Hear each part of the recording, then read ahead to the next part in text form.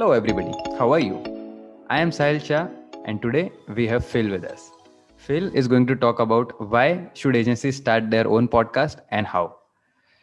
Phil has been on a very interesting journey. He was initially in real estate, and for last 12 years, he has been teaching people how to start podcast, how to be on podcast, and how to earn revenue from podcast. And today, he's going to guide us. Thanks a lot, Phil, for doing this. Welcome on board. Thanks for having me. It's going to be a lot of fun. Yeah. So, number one thing, everybody has their own definitions and everybody has their own journeys. So, first, we will go into your journey. How has been your journey on the things that you have been doing currently? And from where did it start? What are the things that came in the role? And how did you evolve as a person in doing what you are doing currently? Great question. Okay, so I'll take you right back then. So at the very beginning, all I ever wanted to be was a football player. I wanted to be a football player, and then I wanted to be a football manager. And for a long time, that looked like it was actually going to happen. So I was playing at a pretty decent level. I got signed at academy, and then I got to like 16, 17, and I didn't get my professional contract. So I ended up moving to Central Europe to go and play for some teams over there.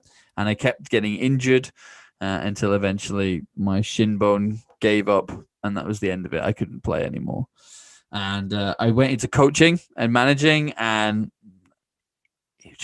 I didn't get the same buzz from it. I was bored. I was really, really bored. I wanted to be out there training and playing with the ball. I didn't want to be watching and setting up drills. That was really boring. So I decided that I was going to have to just go and do something else. And one of the things that had always spoken to me was commercial real estate, particularly, as you can imagine, sports stadiums. I used to love stadiums. So I decided that I was going to go and get a surveying qualification. I did that. Royal Institute of Chartered Surveyors, studied at my university in the UK. And then the global property market fell off a cliff. So essentially, my job is to stand in a field and tell a company how much they can afford to spend on a plot of land, how much they're going to have to invest, blah, blah, blah. Just at the time when people stopped building things. So I didn't know what to do. So I ended up moving over to South Africa on like a temporary contract just to get some work experience. And that was really the making of me, because the real estate market over there was about 5 or 6 years behind that of the UK. So I was able to have a lot of success and rise quite quickly and get to board level in my early 20s just by really kind of introducing what I'd done in the UK. I'd worked while I'd studied. I'd been at management level for the last 2 years of my degree. So I was working full time, managing a team of people doing it while studying, and I was good to go. So anyway, fast forward a little bit. I meet my wife in South Africa. We get married, and she's now pregnant. And then we decide, okay, I don't want to be working in an office all the time when she's pregnant. I don't want to be traveling back and forth between these two cities. I'm going to leave and I'm going to set up my own company. And a lot of business owners who've done this, and a lot of freelancers who may be listening to this show actually who have currently done this, will recognize this naivety. I went, oh, it'll be dead easy. People will just ring me. I'll get loads of customers because I'm pretty well known. And that is not what happened. Not even in the slightest. So I found myself in this weird position where I had two clients. I had a competitor who was sick of being on the wrong side of me, so they were now working with me. And then I had my former employer. And I was like, well, this sucks, because it's kind of like, and it felt the same. I just now worked from home and had more to do. So it wasn't working. And I didn't know how to do the social media marketing. I didn't know how to do mailing lists. I didn't have all of that stuff. I hated it when people used to cold call me and try and sell me stuff. So I didn't want to be doing that to other people. So I didn't know how to win any clients. I didn't know what to do. But what I had been doing prior to this is podcasting, because I'd grown and sold 2 sports podcasting networks. So, excuse me. So I first got involved in podcasting about 12 years ago. I've now done over 10,000 hours of podcasting, which is a lot. Excuse me. Yes, that's a lot of podcasting.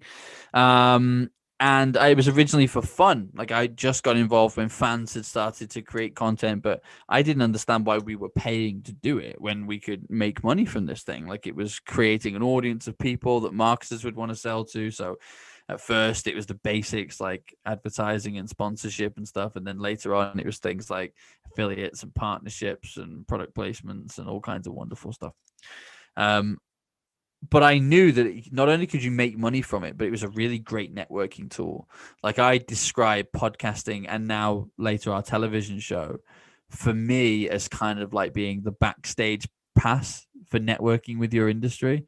It's like that CEO of the company that you'd love to work with that won't return your emails, hasn't connected with you on LinkedIn, and won't return your phone call. They'll give you an hour to 90 minutes on a podcast to build a relationship with you and talk about themselves and talk about their journey. So it's just a phenomenal tool. And when you look at it in that way, it's like, okay, who in my industry or who around the world has the skills and resources that I need to help me grow, but that I could also give my best bit to and help them grow. Because business is a team sport, and that's where a lot of people go wrong with business. No man or woman can do everything, and it's ridiculous to try and think that you can. I mean, and when you first start and you're bootstrapping, you have to wear every single hat possible. You are all of those people, but you almost need to stop having such an industrial revolution mindset in terms of I have to pay someone a salary for them to do something. You can do an exchange, you can do a currency thing, you can do a revenue share. There's so many things that you can do, and people just use it as an excuse. Like, oh, I don't have, X thousand dollars to go and get a new website done. No, nonsense. Go and partner with somebody, give them services that you're good at, and do a trade for it and get yourself one up. You really want to be successful, you can do that. And when you realize what podcasting and content creation is all about, is providing those people a platform where you're doing them a favor before you've asked anything in return. It's like the cheat codes. It's like the magic ingredient that nobody ever sees, because you're the one person or one of the only people in that person's life adding value to it before you take from it. Everybody else is trying to sell something to them, and then once they've got their money, then they'll give them the value. You're flipping that process completely on its head, all through having a great conversation with somebody in a way that you can then repurpose all of that great content for your marketing. I mean, it's like win, win, win. There is no negative to that situation. It's a real time saver because now you're combining sales calls and networking with marketing. Not to mention the fact that no longer as a business owner where you have to sit there having watched Gary Vaynerchuk tell you need to create more content and go, my God, how am I going to write that many blogs? How am I going to do, never again do you have to worry about credible content because you've got an abundance of it. Not to mention that you can then work with people to get these things transcribed and put them into blogs and articles and guest blogs that then act as backlinks. And it builds a portfolio. I mean, here's one for you. Most people know that there's a hierarchy in media, right? So podcast is free barrier to entry. Anybody can start a podcast. Now, only 10% of podcasters globally make any money from it, but anybody can start a podcast, right? Now, it's about where Facebook was about 10 years ago, where the level of opportunity to make money, grow your audience, grow traffic, develop wealth from this thing is right now. It won't always be this way. You can already see by the major players that are starting to come into it already. There's been almost 300,000 new business podcasts created since last March. So people are starting to wake up to this. But so for me, it went podcast to radio, to national radio, to international radio, then to television. That's how it worked for me. As soon as I started podcasting, I started getting keynote speaking gigs. That was just one of the byproducts of podcasting, and it's something that we've done a lot with our clients as well. As soon as they're ready to get on stage, we make that happen at the events in their industry that are going to add authority and kind of help them win custom. But you think about media, most people want media attention. Like, it would be great if I could get my product on this TV station, or it would be great if I could get my service written about in this magazine, right? But that's as far as it goes. People just sit back and go, well, hopefully Forbes will ring me one day and say that they want to do a featured piece on it. Well, good luck waiting for that to happen, because it's not going to happen, right? But what you can do is find the journalist that you would love to write that piece for you because you enjoy their writing and you enjoy their opinions and their knowledge on things. Spark a conversation with them and invite them on a podcast to talk about their work. Tell them, you're not asking, you're not groveling, you're not being, backhanded. If I was an author or a journalist, I'd be flattered if somebody said, I really enjoy your work, and if you ever saw fit to write about us, I'd really appreciate it, because out of everybody there is to write this, I want you. I'd be quite flattered by that. Thanks a lot, in a way, for articulating things in a very comprehensive way for our audience. And I think my second question was also included in it. Normally, I ask that question is, what is your journey? And then what is the Yes. definition of the thing that we are going to talk about? So if we were Yes. talking about demand generation, it was what is the layman definition of demand generation. I think you gave a definition of podcast in your own way, and which is very Mm. true. Which a lot of people don't sense it. They usually just take podcast as a tool where they can market their product. But I think the Not at all. Podcasting is old school networking combined with the content creation machine. yeah. That's what podcasting is. Our founder Yash also says the same thing, that you don't have to write good pieces of content. You just have to get people who are good at what they are doing, and you will get that content. Absolutely. And I think your approach is also the same, and definitely agree with that. That is why we are doing this on a Yep. regular basis now. We already have around 20 episodes recorded. I love it, man. Love it. 15 of them are out. So number one thing which somebody has a question about is how to start or how to approach a speaker, or should it be a monologue, or should it be two-person podcast? Yeah. What are the things that some as a agency somebody can do, just to, so suppose you give example of somebody in New York who is starting a podcast and then they have a competition as a Yep. agent. So Yep. what should be a mindset of a agency owner while they are starting it? Good question. So, um, I think mindset wise, you have to reverse engineer it. So you have to kind of understand who it is you're talking to and why, because a lot of people just kind of start and then float around and they don't really have a strategy for it. And it's like anything. If you spend any money on paid advertising, you know that if you don't have a targeted audience, it's very easy to lose a lot of money because you can just throw money and it's doing nothing. Um, Podcasting is the same. You know, you can waste a lot of time, money, and effort speaking to the wrong people. Um, it also guides both parts of the strategy, whether that's you starting your podcast and identifying guests, or indeed identifying shows that you should be a guest on. Both of those things happen simultaneously when you work out who it is that you're trying to talk to. Because you've got to make the decision. Am I trying to sell to the audience? Am I trying to sell to the host? Am I trying to influence the influencers? I'm trying to sell to one level, so I'm going to go to the people who they admire and respect and be seen to work with, like the level up. So you kind of have to make that decision. We do a lot of that work with our customers, but you make that decision for yourself. That has definitely got to be the mindset. Once you've done that, you've got to understand all the things that podcasting can do for you. And as much as, don't measure it on vanity metrics. So many people get like 10 episodes in and quit because they're like, oh, I've only got like 1,000 people listening. No one's paying any attention to my podcast. I'm sick of asking my friends and family to retweet it and share it. And everyone's getting sick of me asking. Because if your motivation is likes and shares, sorry to disappoint you, but you're not Joe Rogan. This is not, you're not Gary Vaynerchuk. That's not what this is there for. This is there as a networking tool for you that's going to allow you to level up, meet the people for your organization and in countries that are going to help you get to that next level, whether that's lead generation, funding, keynote speeches, a book deal, television deal, media coverage, whatever it's going to be. Work out the strategy, go and get that stuff. And then I used to say, and people always used to be really surprised, I couldn't care less if nobody was listening to my podcast at the beginning, because it was helping me meet awesome people, open doors to people. And that's the other thing, right? If you're approaching this in a content only way, which is I'm trying to generate traffic, now you start getting into uncomfortable conversations with guests who are asking things like, okay, so how many listeners do you get? Blah, blah, blah. Because if you position it in that kind of transaction, then obviously they're going to want to know, okay, well, what am I getting back in return for this? Where if your approach is, hey, Sile, listen, I was looking through your profile. I thought it was awesome. I also listened to that interview you did recently, and I thought it was really interesting. I have a podcast speaking to this audience. It's relatively new, but I think you and I would have a great conversation. I could see us doing some stuff together after the podcast, work-wise as well. What are your thoughts on jumping on and just chewing the fat for 30, 60 minutes about your journey, where you've come from, and who it is your business is helping?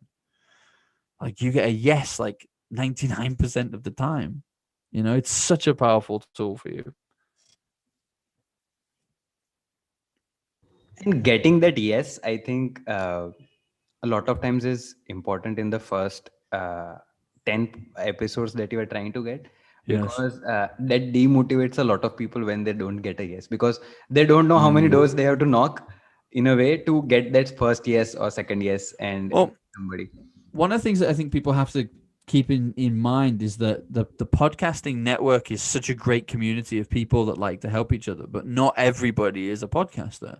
So there will be a lot of people that you want to speak to right now who they may never have been on a podcast before, or they might have done and it wasn't a great experience because they were with someone who didn't really know what they were doing. Like, you don't know what's gone before. So somebody saying no to you might just be no to the platform rather than no to you. So in those first, I'd say, I mean, using the number that you gave, in the first 10 episodes, for example, I would be, part of our strategy would be mapping out, yes, absolutely relevant hosts to talk to, and relevant audiences that they already engage with. Yes, and then do a podcast exchange, but it would definitely be aimed at podcasters. I would be aimed at podcasters who are already doing this, because it's much easier to do a podcast exchange with somebody than it is to invite an author who's never been on a podcast before to do yours as their first one. And the joy of that is, like, anybody who's ever done any podcasting, and I'm sure you know this yourself, is that, especially the guest strategy, like when you go on other people's shows, the amount of referrals and recommendations that happen in terms of I've got 3 friends who have podcasts that speak to a similar audience. Here you go. Like I always say, each podcast is never one podcast. It always turns into multiple, if not business. Every podcast is something else for me. So I would do podcasts if I didn't have to do the strategy sessions, which I actually quite like. In fact, I really like them. They're a lot of fun. But if I didn't have to do strategy sessions, I would spend all day, every day doing nothing but podcasting, because every time I have one of these conversations, it leads to several more opportunities. And it fuels the business. It's fueled me to grow and sell 2 podcast networks, 2 professional services businesses. And now we're doing this for other people. So we do over 50 different business podcasts, Okay. more than double that number in terms of helping people with guest bookings and guest strategies, kind of like podcast publicity.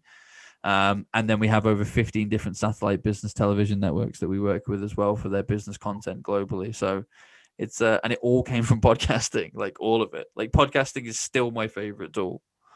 So people don't see compounding very well, and Yes. the problem with countries like India and South Asian countries, a lot of African countries also, because of Yep. they don't have exposure of money that much. They Yes. don't know the power of compounding, and that is Yep. what something does not get into them in terms of habits also. So as you Yes. said, you have been doing it for 12 years, but it has been compounding very well now. So if you say one podcast leads to another, it leads to another, Correct. and those kind of things, people don't see it from just one podcast. When you done, so you have been doing it for last 12 years now. So Yes. now there is a lot of compounding effect, which is bringing in a lot of business, which is It's bringing in true. a lot of new Well, friends. it's true, but you've also got to remember, because of the guests that we do this for, on our because of the customers we do this for on our guest booking side Yeah, and on our done for you side, many of these clients have never ever been on a podcast ever before. This is true. their first exposure to a podcast, and the reality is that, look, your release cycle time is kind of your only barrier to entry. It's like, how many conversations can you have? If you do a guest podcast with somebody, it might not be released for 2 months, but it's another opportunity to have a conversation with them when it comes out and all that kind of beautiful stuff. But great example was, I've got a client who came to me with a coaching business, and he'd hired people. I think he'd hired 2 people before. They both let him down when it comes to sales. He'd spent a lot of money with an agency that hadn't really worked out. And I think this was really like his last roll of the dice, I think, was the way that he would put it. This is I see the power of this. I'm really, really hoping that it works, because I need to get my business working. He's got a great business consulting business. He's really intelligent, knows his stuff, and just not enough people know, like, and trust him. That's literally it. Like, if his industry knew him, he would be Yeah. swamped with work, because he's a great guy, very knowledgeable. He just, like many business owners, that bit was the block, right? So after 3 months, he had to ring me and say, I need to start changing the focus of the interviews that I'm doing with other people to being about this product that I'm going to be bringing out later, early next year. And this stuff that he was doing, because he was now oversubscribed with coaching clients. after 3 months. So from going from, oh my God, I need more clients, to I now have more clients than I can handle in 3 months. Yeah. Like, this isn't get rich quick schemes. This isn't, take this magic pill and everything's going to be great for your business. It's just the power of networking. And people have been saying for hundreds of years, your network is your net worth. Very true. It is, right? And this can happen straight away. So let's use you as an example, right? I get you on 2 podcasts next week. One's in Australia and the other's in the US. Both of them are on people who I know that will have an audience that are going to be right for you. Agencies, freelance business owners, whatever it is, right? True. And you want to meet those people. I'm going to introduce you to them. This is how my service works. I'm going to introduce you to them and get you booked on their show and ask them, do they know anybody else whose show you should be on? Each one of those shows then turns into 2 or 3 more recommendations. Very I'm true. also going to go to my friend, Mike Swagonski, giving him a shout out. Mike is the world's leading remote jobs expert. He owns global jobs. He does all the nomadic jobs, nomadic lifestyle stuff. He's off living in Tablinski in Georgia at the moment. Yeah. Loving life, having a great time. I hope you're doing well, Mike. If you're listening to this, big shout out to you. Mike's best-selling author with this stuff, so I'll plug Mike into your show, because if you want to be talking to more freelancers about how they can be generating work, you're not going to get a much bigger crowd than the nomadic crowd who can't wait to get back traveling again, many of whom are stuck in bizarre locations around the world, needing to generate business, needing to generate work. And right there, those 3 things have already now set you up, haven't they? Because each of those podcasts has become 2 or 3 more podcast interviews. Mike's going to know a load of people like him. In fact, Mike, if I'm not mistaken, Mike introduced me to a guy who was one of the deciding panel members for TED Talks, and actually end up writing a book about how to get a TEDx talk. Like, these are the guys you want to speak to. So, you talk to them, and it's brilliant, because then they plug you onto the next one and the next one and the next one. And Great. that way, I promise you, nobody is then going to say to you, no, because you don't have enough listeners. And you're not going to be in that embarrassing position where that you're like, oh, I really don't want them to ask, because I've only got like a couple of 100 people that listen to me, and I think most of them is my mum. You don't want to admit that. So back when you first start doing it via this networking thing, they know what this is. They know that this is a networking opportunity. The way that a lot of those professionals would put it is, I'm going to do your show now, but that piece of content is going to be evergreen. I don't know that Sile isn't going to be the next Joe Rogan in 2 years' time, and everybody's going to be listening to his back catalog of the early stuff and is going to be listening to my interview. So of course I'm going to come and do the show. Because you got to kiss some frogs. You never know which one's going to lead somewhere. And besides, it's not about numbers. Like, you may have one person listening to this show now who is the perfect person to be listening to me do this, that I end up working with. Like, we never know. So I don't judge it. And the best way to avoid other people judging it is to plug straight into that pre-existing podcast network. Great. Very rightly said of not judging it, because a lot of people don't need thousands of clients coming to their way. No, they They don't. need very few, and they need to be very precise in the way they spend their time on which things. When it comes to those things, spending time, and for founders and for agency owners, spending their time is very important. So, yeah. So when it comes to podcasting, and then it comes to repurposing content, which we were discussing earlier, Yep. a lot of people don't do that. No. What are your thoughts on those things? Any it's kind of lazy, isn't it? I mean, it's kind of using something to like a percentage of its potential, but then not using the rest of it. It seems kind of silly. Like, if you were to make a big roast beef, like this huge joint of beef, cut yourself a plate because that's all you can eat, and then throw the rest of it away. It's like, that doesn't make any sense. Don't throw the beef away. You can have more later. And that's kind of what podcasting is all about. If you want to use that analogy, it's okay, you might only be able to eat this much right now, but you can chop that big piece of meat up into lots of little bits that you can now use on your social media for the next 2 to 3 months. True. And you don't have to do it.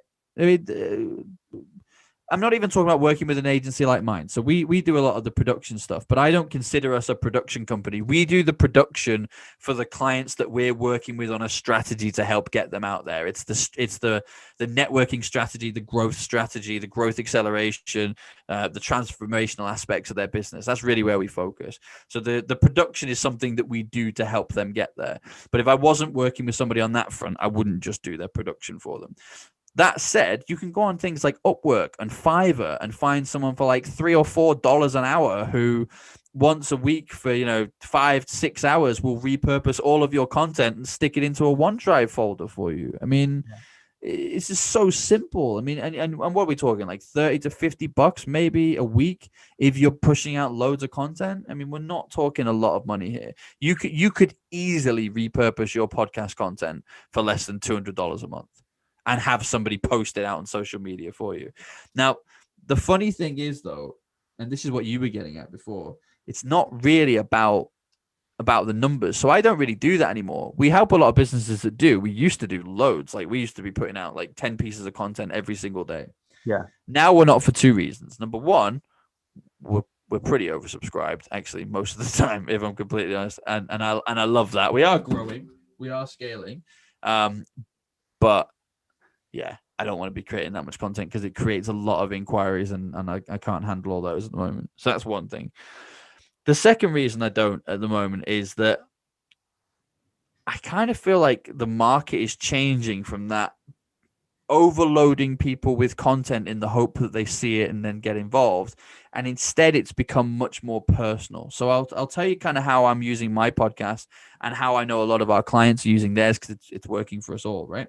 It's things like when you connect with somebody and you want to do business with them, instead of pitching them or trying to hoodwink them or get them on a demo call or any of that kind of stuff, a great way to introduce what you do is to say, I was looking through your profile and I noticed that you did this and this, right?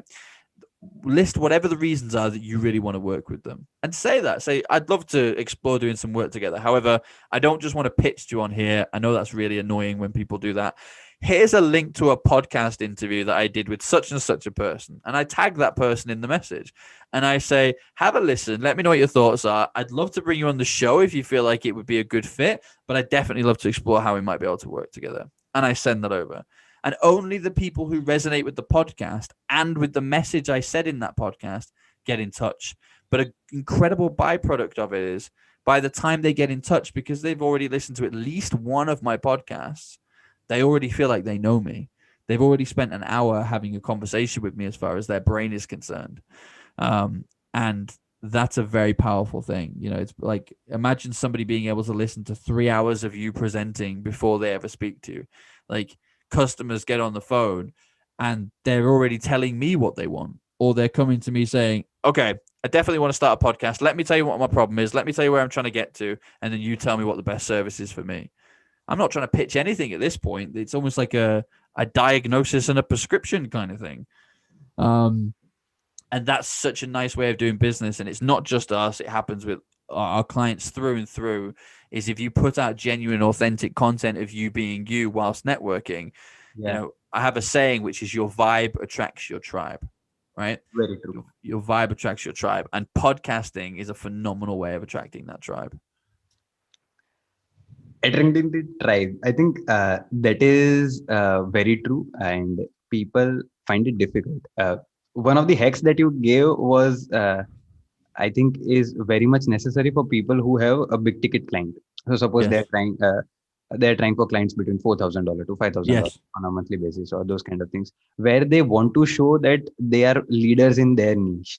Definitely. And in those areas, I think it is very necessary for them to be authoritative when it comes to negotiations. Mm.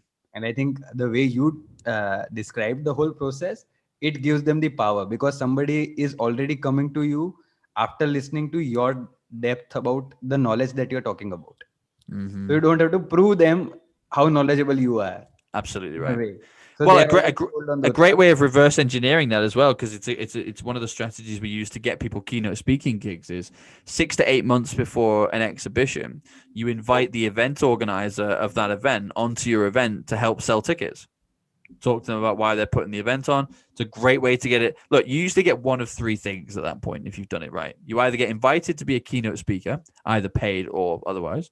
You Yeah. get invited to do a workshop, again, either paid or Paid or otherwise. otherwise. Or you get given backstage passes, like a media pass style thing to bring your podcast, and you get free tickets to an event that other people in your industry are spending thousands of dollars to go to, right? All of those things are awesome. But the next thing you do is, and this is where the kicker really happens, because a lot of great stuff comes from here. You say, okay, well, I want to help drive attention to this event because I think it could help a lot of people. Let me interview your sponsors and keynote speakers, and I'll talk to them about why they're attending the event, what it is they're hoping to speak about, who it is they're hoping to add value to. So let's list the things that happen from there. Number one, you've now just met a load of the keynote speakers and people at the top of your industry. That's powerful anyway. Probably will lead to business. Definitely going to lead to partnerships and podcast interviews and all this kind of beautiful stuff. Number two, creates an abundance of content, which means that in the 30 days prior to an event and the 60 days after, so that's a 90-day period, every time people search that event, they're going to find your podcast interviewing all of those keynote speakers. You're now the expert at an event you maybe even didn't go to. How cool is that? Right. Number three, the media are interested in you, because if you're seen to know all about that big industry event, they're going to want to talk to you. Okay. And number four, as you quite rightly said, if I've spoken to the keynote speakers at a big industry event, what's going to be better to me in the build up to that, to message my ideal customers and say, I'd love your profile, would love to have a conversation with you. Appreciate you really busy. I don't know whether you're going to be attending the such and such an event. I'm actually going to be hosting a workshop on this. Here's one of the other keynote speakers that I did an interview with on my podcast the other day. Take a listen. I'd love to hear your thoughts. Because what's that telling them? That event that you're paying to go to, I'm doing a workshop. That keynote speaker that you're looking forward to hearing, I've already had a chat with him for an hour. We're already mates. We're WhatsApping. You see what I mean? It's very, very powerful. This helps a lot of people in gaining authority over what they are trying to do. Absolutely. And at the end of the day, that is what all I think sales is all about. Whenever you are trying to do, you have to just get your point clear. And that is where a lot of communication gap also comes, because somebody does not believe that you will be able to deliver those things, or your Correct. ideas are not, an Excel sheet cannot get all the ideas through. And you said the very right thing, your vibe attracts your tribe. Yeah, definitely. So so people are not made for each other. I always say to the agency owners also a lot of time that Yes. it happens, it's like dating. Yes. So Very similar. yeah, so it won't happen that somebody who is trying to get a social media agency will always try to work with the best agency in the world, because Yes. it may happen that that is not the right agency for them at that stage. Well, And your analogy of a relationship is actually really interesting, wasn't it? So let's explore that a little bit. So if you, it's also the way that many people advertise their services. So people buy based on the experience they're going to get. yes, Too many companies sell based on the spec of what they're selling. So you're speaking two completely different languages. One's speaking the why, the other's speaking the how, right? Now, if you were to do that in a relationship status, if you were to put out, I'm CEO of a company, I earn this much every year, I'm this age, I'm this weight, I'm this height, you're going to attract somebody, right? But there's unlikely to be a soulmate. sexual attraction. There's not Yeah. going to be a chemistry, is there? It's not going to be exciting. This person's almost marrying you because it's like, yeah, he earns good money, he's got a good job, I'm going to go be with this person. Whereas the person who you lock eyes with across the room, who you don't know their name, they don't know what you do, they don't know what you earn, they don't know your job title, that's where the excitement comes in. But why are you in that room? You're both in that room because you're interested in the same thing, which is what's brought you there. So if you focus on the interests and what people get out of it, then that's when, most of our business relationships don't start with people saying, I want this package or I want this product. It starts with people saying something along the lines of, I get it, I like you, we should do business together, what do you think I should do? And it's like, well, I think you should start here and then let's explore it. Like, let's do I have a heavily discounted starter pack that I introduced at the back end of last year. It's $1,100. And it's pretty kick-ass for that price, to be honest. It's 2 recorded strategy sessions with me, Yeah. plus a written roadmap that I then do. So it's designing this strategy. Who's your audience? Who are you talking to? Where are you going? Who do we need to talk to? How are we going to get there? The whole thing, right? Then it's 3 recorded podcast interviews, 2 in your network where my booking team, literally my booking team, go and get you booked on the podcasts that are right for you.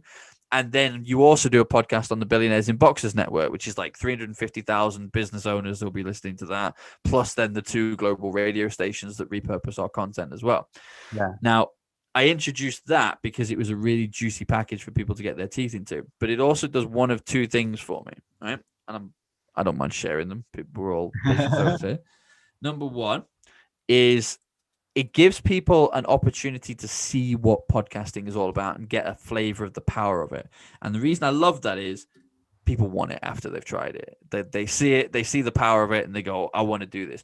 But it's easier to sign somebody up for, let's say, a 6 to 12 month contract when they've already experienced it than have somebody commit to something for 12 months that they have no idea if this is going to work for them because they've never done it. I can talk about it. They can listen to other people talk about it. But until they've tried it, it's not going to be sunk in. But when they see it and they experience it, it then turns into a hard, yes, I'm doing this. I want to do. I had one today. Like the client messaged and said, I'm pretty sure I'm going to do the done for you service, but let's start with the starter pack. Like he wants the other one. And I'm saying, no, do the starter pack first.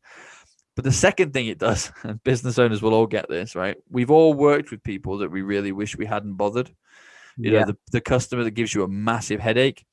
This is a great way for me to see how well we fit together. I'm confident that this strategy will work for you and do good things for you, but that doesn't necessarily mean that I want to commit to spending a few hours a month with you every month for the next 12 months. Like if you're driving me crazy, I'm going to say, there you go, off you go and do this stuff yourself kind of thing. So it's been a useful tool that way, but that again, like that has been such a successful product for my business. It's been so great for people. That came out of a podcast. Somebody suggested that on a podcast. They said, "Oh, I think it'd be great if you did this." So it's like, great idea. So the next few podcasts I was on, I asked people. I said, "Listen, if I did something like this, this, and this, would you be interested in that?" People were going, "Yeah, definitely." Now, loads of those people are affiliates and partners of mine who are they're selling this on our behalf. Great. One thing which I found very interesting was it's a lot of people do get leads, and then they try to turn those leads into qualified leads by calling them Yeah. or verifying what they. I think you are doing it by letting them pay you and give a part of your service, and Yep. then judging in a way, are they fit enough to work with you on a long term basis or not. Definitely. And this is what I think can be implemented by a lot of agencies. Yeah. Agencies don't need 100 clients. They need just 10 clients or maybe For sure. of them to be with them for a year long process. You're so right. They don't need everybody at all the times, but they need that good clients which can then get them to a scalability or they can get good profitability. Mm. But I think this can be implemented by a lot of agencies where they do some kind of productization of their work and then they get to know each other at least in a dating period.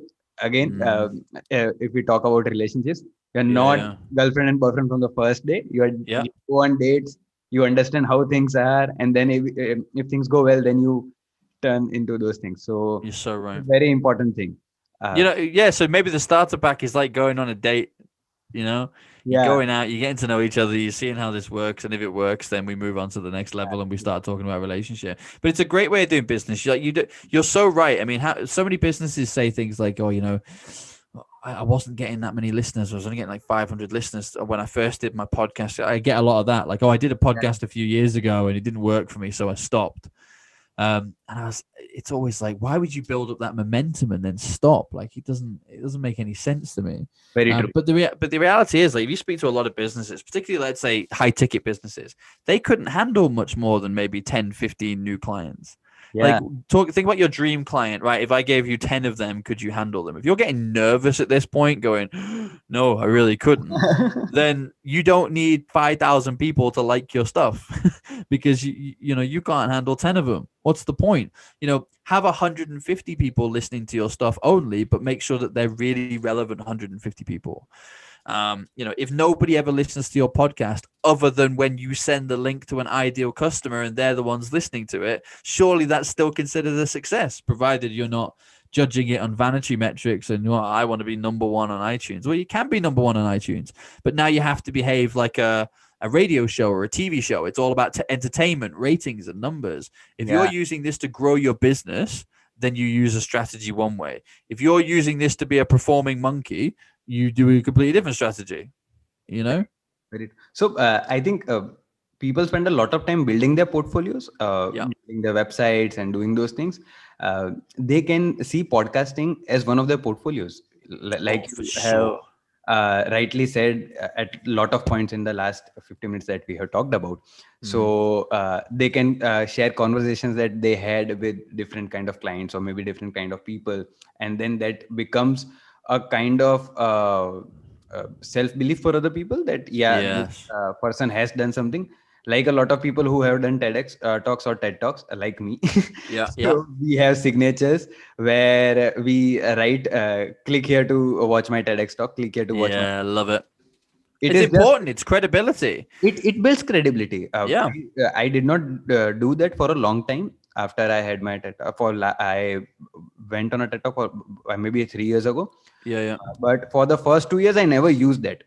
Yeah. Yeah. After a point, somebody of my network, when I was interviewing them and doing something with them, we were on a show together. So it was an offline event, and Yeah. at Yeah. that time he suggested me that it gives you a lot of credibility when Yeah. Yeah. Sure. somebody is Sure. reading your mail or somebody is listening to what you are doing and those kind of things, because Yeah. they then get a sense of belief that somebody who is speaking on the stage or Yes. somebody who is sending me a mail is a genuine guy. Mm. But people don't really understand how media works. I think they sit at home or in their office and they wait for somebody to ring them and invite them to do these things.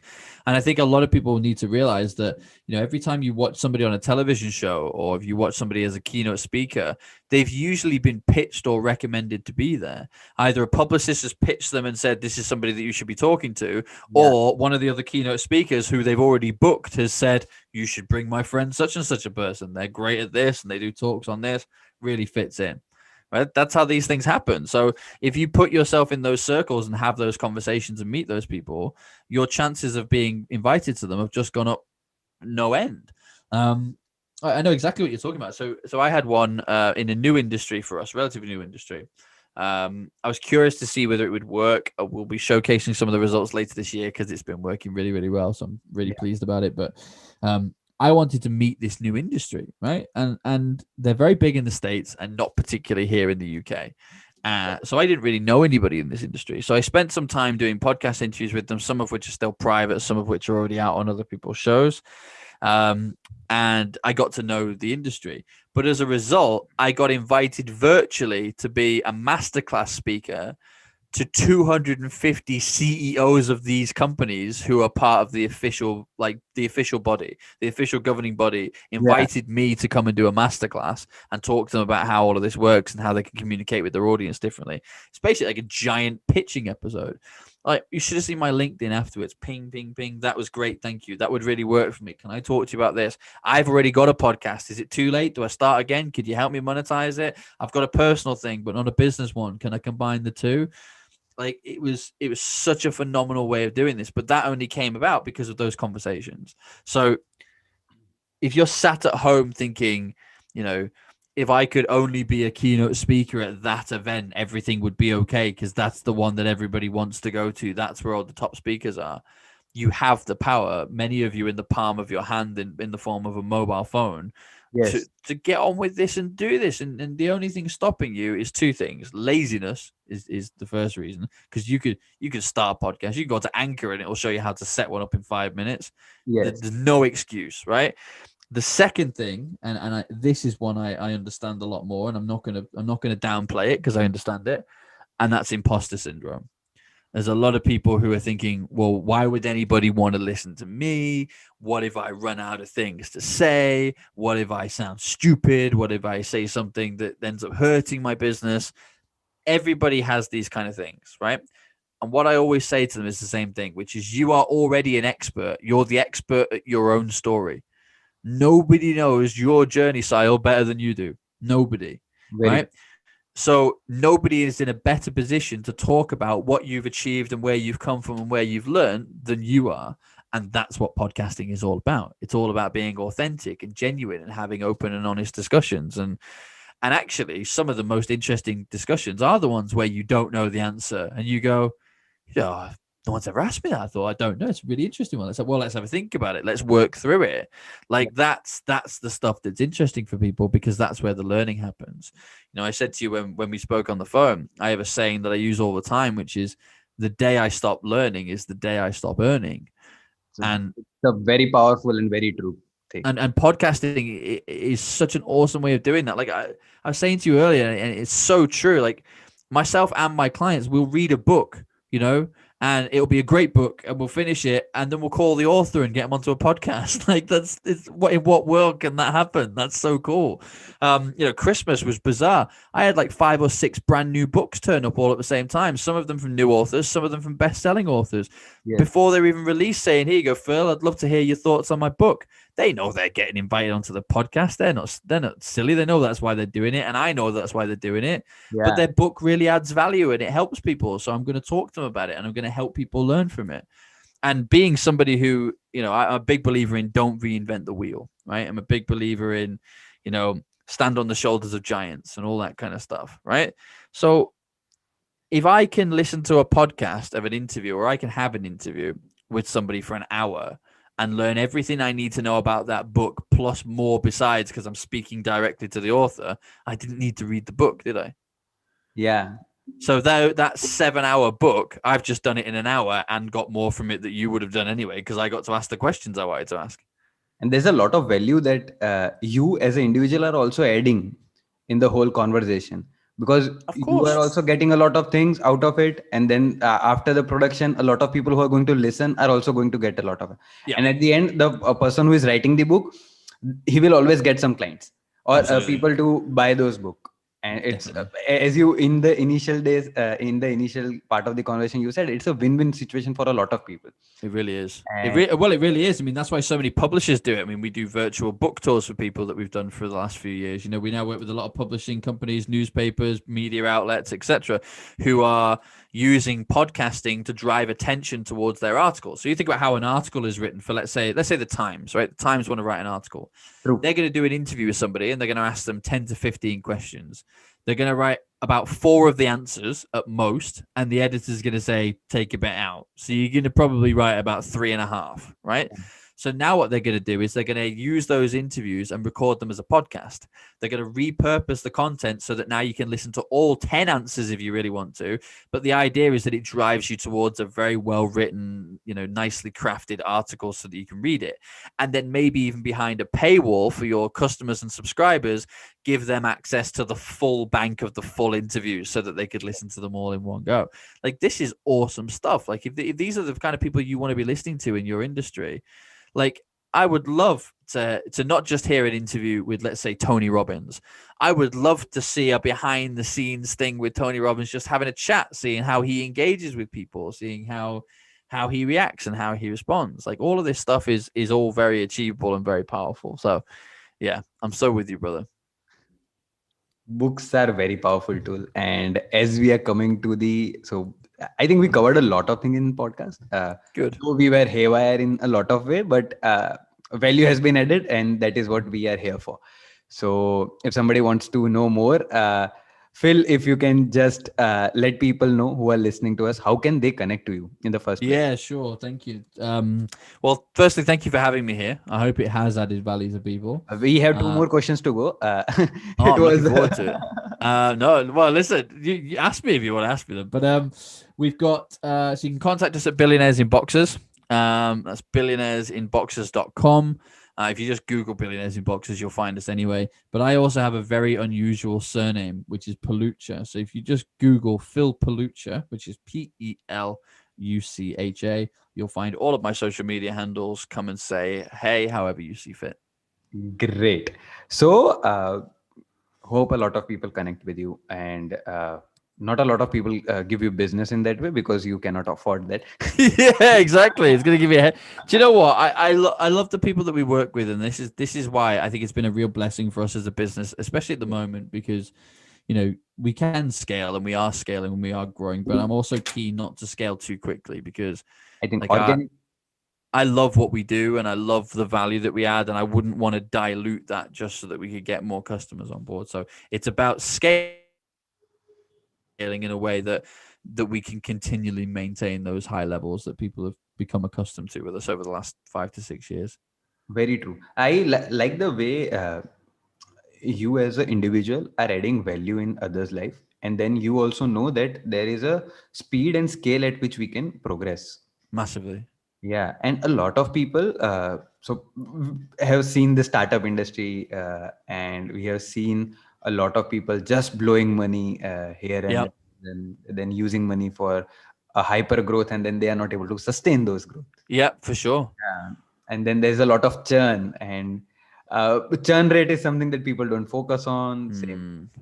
blah blah. It Well, I'll tell you this actually. I think a lot of people misunderstand what size of business they actually want. I've seen that happen before where business owners were almost like, well, I actually quite liked it when we were at like 50 customers. Like 100 customers feels too much, feels too yeah, busy. I feel too detached from the clients. We've got some projects we're working on that I don't even know anything about. Like that for some business owners, they don't like that. For some business owners, that's perfect. It's like I can go play golf and they're just going to get on with it, and I don't have to yeah, get involved.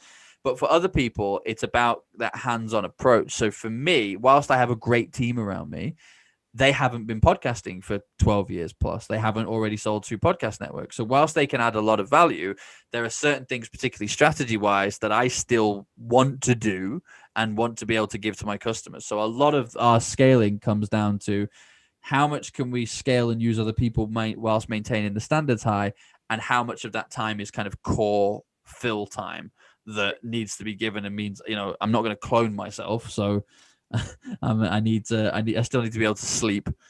So we can work with X amount of clients, and that's where the things like the video courses have come from, and the starter packs and all those things where we can give you that information concise, but it's not going to be working with me over the next 12 months kind of thing, as many of the other projects are. yeah. So it gives you a very refined approach, and that is where a lot of learnings that you had comes into picture. So Definitely. as you always have said, and throughout our conversation, and Mm, that the day you stop learning, the day you stop earning. correct. What are your sources of learning? That is the second last question which I asked. What is your Yeah. from where do you get this all information, or how do you learn? You read books, you read blogs. What are your sources? I am not very good at reading books. I get distracted very easily, so I'm an audiobook kind of guy. I don't think that'll come as a massive surprise. I do a lot of podcasting in terms of I learn a lot from interviews that I do, but I also listen to a lot of podcasts, as you can imagine. Yeah, I guess that's the great thing about my network, because as a business, we're managing 50 plus business podcasts. There's always great content with market leaders being created. So I'm often hearing it before anybody else is. And that's really nice. But I guess the other one is I'm a big believer in kind of and again, this won't come as a huge surprise to anybody listening. I'm a big fan of that kind of open table forum kind of thing within an industry where you can just get, you asked me before about a podcast. Should somebody do a monologue? Should it be 2 guests? Should it be more? My answer has always been the same, which is monologues bore the life out of me. And they're hard to motivate. You're gonna have to throw a lot of money at it to get them out there, because nobody wants to listen to the inner workings of your mind unless you're already famous. yeah, So you're not going to get famous doing it that way. Interviews are great. They're the easiest to handle one-on-one like this, and you can learn. But actually, I think every now and then doing a group discussion with maybe 3, 4, maximum 5 people can be a really powerful exercise to bring together 5 industry leaders to discuss certain topics that are really important and key to your industry right now. Um, you know, to take the Middle East as a great example, okay? The Middle East has been rocked since COVID, because the 2 ways that the Middle East usually generate leads is via by Facebook advertising and mass emailing, right? They're the tool they like to use the most. Well, mass emailing is terrible anyway. I mean, it gets like a really small percentage return rate, but Facebook marketing has become more and more expensive because now everybody's having to put money onto Facebook to try and talk to their customers. So you're all competing over this really small space. So you're now paying more money to get the same results, right?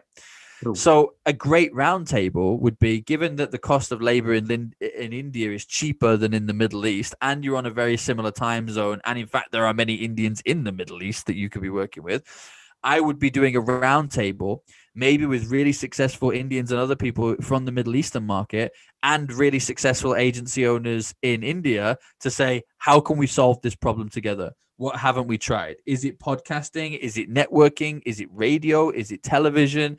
Is it trying to get onto TikTok? Should we be doing more with Clubhouse? It's about having that really hard hitting and open conversation that anybody on either side, whether they're in the Middle East and they're a business owner, or whether they're a small agency owner in India, can pick up that and go, I've learned from that, I understand, and I now have the tools to go out and replicate that conversation. And I'm going to go out and I'm going to talk to smaller businesses in the Middle East. I'm going to go out to a small publishing company in Bahrain, and I'm going to say, this is what the big boys are going to be doing. Do you want to work together on maybe putting the solution together? Great. Great way of going. And it is all about mindset, I think, which matters a lot. And this is a growth mindset, which I think a lot of agencies will, after hearing this podcast, get into. So this Good, is a man. growth mindset that we are talking about, where you have to find, as you say, rightly said, we are in a situation where Facebook was in 2010. Definitely. Podcast is in that situation right now. Not a lot of people know about it. Few people know about it, Yeah, and organic reach is still very high. it If is. you are in this industry, and slowly and gradually it will go down.